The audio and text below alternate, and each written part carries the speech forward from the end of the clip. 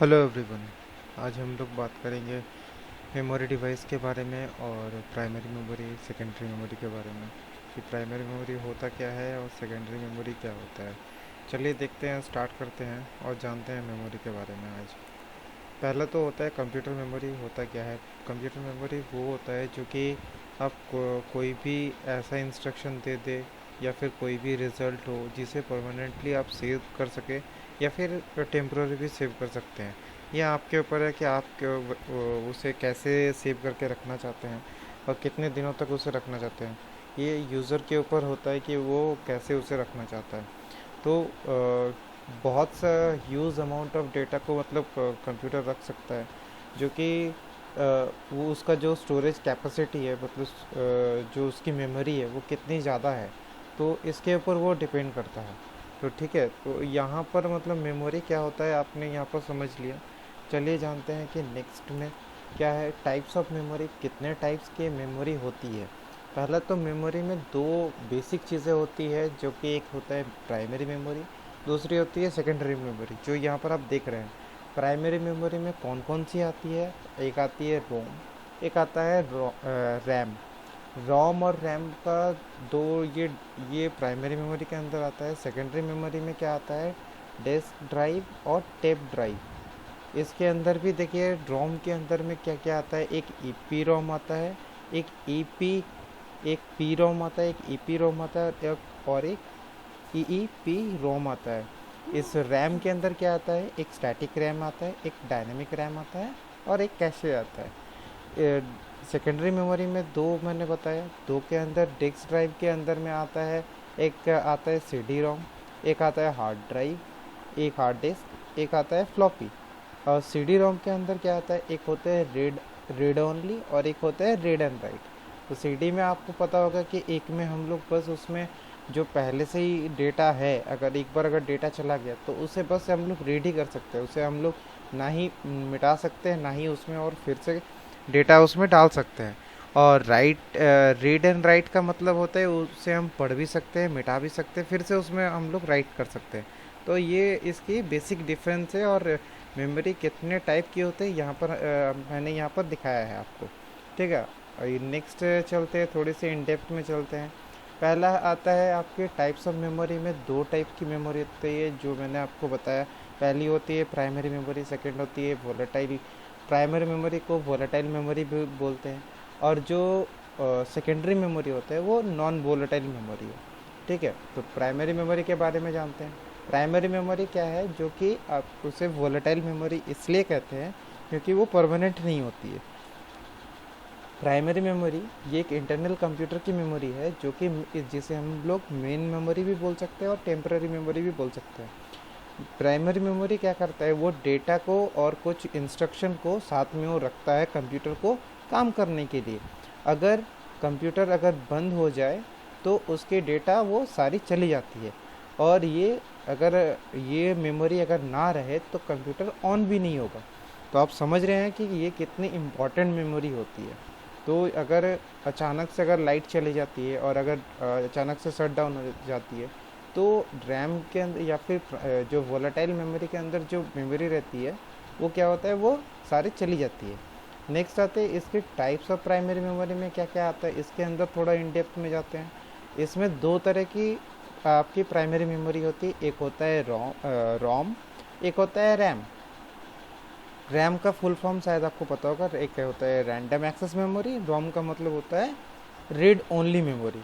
ठीक है, primary memory में स्टोरेज की कैप, इसकी जो प्रोसेसर जो होता है वो डायरेक्टली वो एक्सेस करता है। प्रोसेसर जो क्या करता है, जो मेमोरी से फेच करता है, कोई भी डेटा को लेता है जो, वो प्राइमरी मेमोरी से लेता है। तो प्राइमरी मेमोरी में ये प्राइमरी मेमोरी क्या क्या है? एक रैम होता है, एक रोम होता है। रैम क्या है?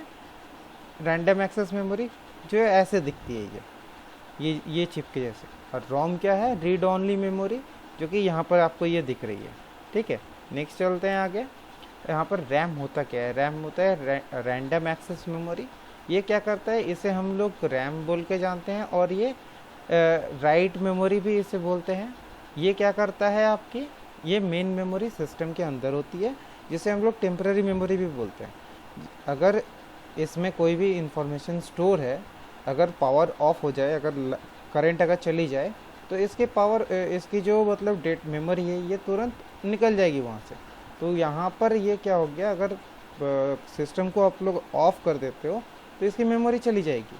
तो इसीलिए ये वोलेटाइल, इसीलिए रैम को वोलेटाइल मेमोरी भी बोलते हैं। अब टाइप ऑफ रैम क्या होता है, इसमें भी दो टाइप की रैम होती है, एक होती है स्टैटिक रैम और एक होती है डायनेमिक रैम। स्टैटिक रैम क्या होता है, जो कि एस रैम से भी जाना जाता है, ये क्या करता है, स्टोर करता है इंफॉर्मेशन को लॉन्ग टाइम के लिए, जो पावर सप्लाई के लिए। जब एस रैम का कॉस्ट क्या होता है, वो बहुत ज़्यादा क्या करता है, पावर को कंज्यूम करके रखता है। They have the higher speed than the dynamic RAM. इसका जो स्पीड है, ये डायनेमिक रैम से इसका जो स्पीड है वो बहुत ज़्यादा है, प्रोसेसर को ज़्यादा स्पीड से ये मेमोरी को ट्रांसफ़र कर सकती है ये। इसके बाद आते हैं डायनेमिक रैम में। डायनेमिक रैम क्या है, इसे हम लोग डी रैम भी बोलते हैं, डी रैम के नाम से भी जानते हैं। इसका फुल फॉर्म हो गया आपका dynamic RAM, dynamic random access memory. ये क्या करता है, ये भी आपकी इंफॉर्मेशन को रखती है, लेकिन ये बहुत ही कम टाइम के लिए रख सकती है। इवन थ्रू जब पावर को ये हम लोग ऑन करते हैं, ये क्या करता है, इसकी स्पीड क्या होता है, ये कम होती है अगर ये लेकिन इसकी जो पावर लेने की जो क्षमता है इसमें थोड़ी सी कम होती है एज़ कम्पेयर टू रैम। ठीक है, तो आप तो समझ गए होंगे कि स्टैटिक रैम और डायनेमिक रैम क्या होती है। अब आगे चलते हैं। स्टैटिक रैम दिखने में कैसी होती है, स्टैटिक रैम ऐसे दिखती है, ये होती है स्टैटिक रैम। इसके अंदर आपकी डेटा स्टोर होती है, और अगर लाइट चली गई तो इसके अंदर जो भी जितनी भी मेमोरी है ना, ये तुरंत ये खाली हो जाएगा, ये सब कुछ मतलब खो देगा सारा मतलब जितने भी फाइल्स है जो भी है इसके अंदर इंफॉर्मेशन सब कुछ चली जाती है। ठीक है, ये डायनामिक रैम भी वही है, लेकिन इसका क्या है, कैपेसिटी थोड़ा सा ज़्यादा होता है और ये कम पावर भी लेती है। ठीक है, इसे डायनामिक रैम बोलते हैं। ठीक है, इसके बाद चलते हैं रोम। रोम क्या होता है, रीड ओनली मेमोरी। ये इसका काम क्या है, ये क्या कर सकती है, ये जो भी इसमें हम लोग इंफॉर्मेशन डालते हैं उसी में स्टोर्ड हो जाती है। इसमें हम लोग ओवरराइट नहीं कर सकते हैं, इसमें हम लोग बार बार कोई भी डेटा को नहीं डाल सकते हैं। और ये नॉन वोलेटाइल मेमोरी भी इसीलिए कहा जाता है, क्योंकि अगर लाइट चली भी गई, या फिर अगर करंट नहीं है, या फिर अगर अचानक से अगर पावर ऑफ हो जाता है, इससे इसके अंदर जितने भी आपकी मेमोरी रहती है ये कभी भी वहाँ से नहीं जाएगी। तो इसीलिए ये नॉन वोलेटाइल मेमोरी है। इसके अंदर भी टाइप होता है, रोम का जो टाइप होता है, यहाँ पर 3 टाइप की रोम होती है। एक होता है पी रोम। प्री रोम का फुल फॉर्म होता है प्रोग्रामेबल रीड ओनली मेमोरी। इसका जो मतलब होता है प्रोग्रामेबल रीड ओनली मेमोरी का, इसका मतलब ये है कि पहला एक बार अगर हम लोग बोल दें कि ये डेटा इसके अंदर रहेगा, तो मतलब वो जो चिप है वो उसके अंदर वही चीज़ रहेगा, और वो दूसरा कोई भी चीज़ उसमें ना लिख सकते हैं ना ही उसे मिटा सकते हैं। तो इसीलिए ये नॉन वोलेटाइल मेमोरी है, ये कभी भी इसके अंदर से डेटा नहीं जाता है। और इसे इसीलिए प्रोग्राम रोम इसीलिए कहते हैं, क्योंकि हम लोग जो इसमें इसके अंदर डालना है वो पहले से ही डाल के रखते हैं हम लोग। ठीक है, इसके बाद आते हैं दूसरा नंबर में ईपी रोम। ईपी रोम का मतलब होता है erasable programmable read only memory.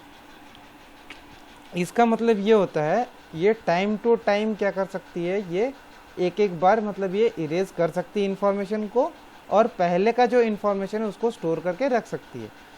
Information देखिए यहाँ पर लिखा हुआ है, information stored in EPROM exposing the chip of some of time ultraviolet रे।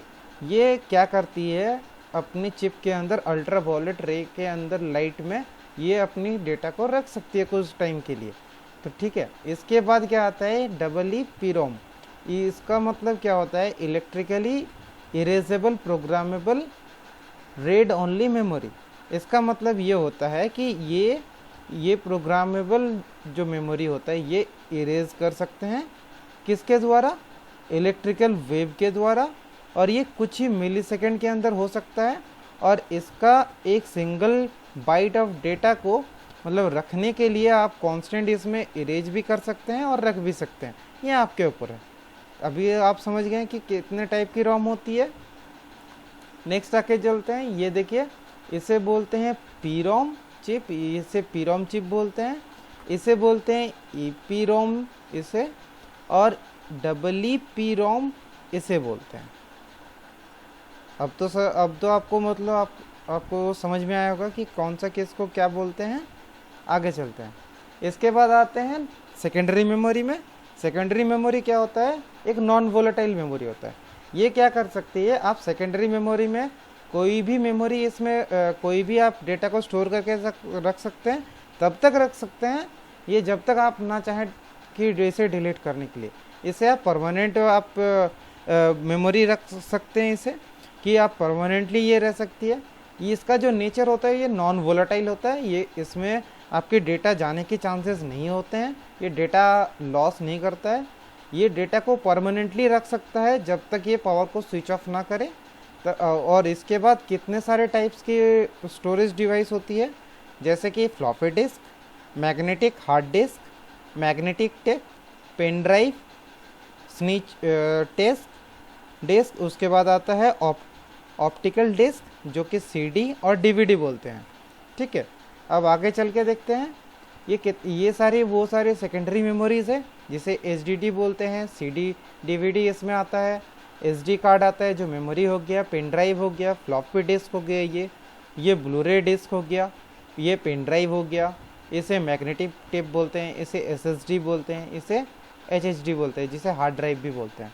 ठीक है, अब तो आप समझ रहे होंगे किसे सेकेंडरी मेमोरी बोलते हैं। अब आके देखते हैं इसके कैरेक्टर क्या क्या होती है। प्राइमरी मेमोरी की कैरेक्टर क्या होती है कि कंप्यूटर इसके बिना नहीं चल सकती है, प्राइमरी मेमोरी के बिना, इसीलिए इसे मेन मेमोरी भी बोलते हैं।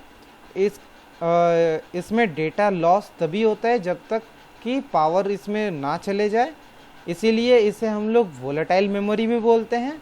इसके बाद क्या है, ये मेमोरी कंप्यूटर के अंदर होता है, जो कि मतलब काम करता है। प्राइमरी मेमोरी क्या होता है, फास्टर होता है सेकेंडरी मेमोरी से। ये पहले से मतलब जो भी प्रोसेसर काम करती है उसके लिए जो भी डेटा चाहिए होती है वो प्राइमरी मेमोरी से लेती है, बाकी सेकेंडरी मेमोरी से। समझ गए? इसके बाद आते हैं सेकेंडरी मेमोरी में। सेकेंडरी मेमोरी का कैरेक्टरिस्टिक क्या है, उसका कैरेक्टर क्या है? ये मैग्नेटिक और ऑप्टिमल मेमोरीज होता है। ये आपको डेटा को बैकअप करने के लिए इसको हम लोग यूज़ करते हैं। ये नॉन वोलेटाइल मेमोरी होती है, इसमें आपकी डेटा कभी नहीं उड़ती है, डेटा इसमें परमानेंटली स्टोर होकर रह सकती है, और जब तक कि हम लोग पावर को ऑफ ना करें। इसके बाद इससे हम लोग स्टोर करते हैं डेटा को कंप्यूटर में, और मशीन को रन करते हैं। विदाउट सेकेंडरी डेटा को भी हम लोग रन कर सकते हैं। अगर मान लेते हैं अगर मेमोरी हार्ड ड्राइव अगर ना होगा कंप्यूटर में, तब भी हम लोग कंप्यूटर को रन कर सकते हैं। अगर प्राइमरी मेमोरी में अगर नहीं होता तो इसमें रन नहीं कर सकते थे कंप्यूटर को, लेकिन इसमें कर सकते हैं। इसके बाद ये लेकिन स्लो होता है प्राइमरी मेमोरी से, ये इतना फास्ट नहीं होता है सेकेंडरी मेमोरी। हालांकि आपको समझ में आया होगा सारा चीज़ की मेमोरी क्या होती है। Thank you. Please like, comment and subscribe.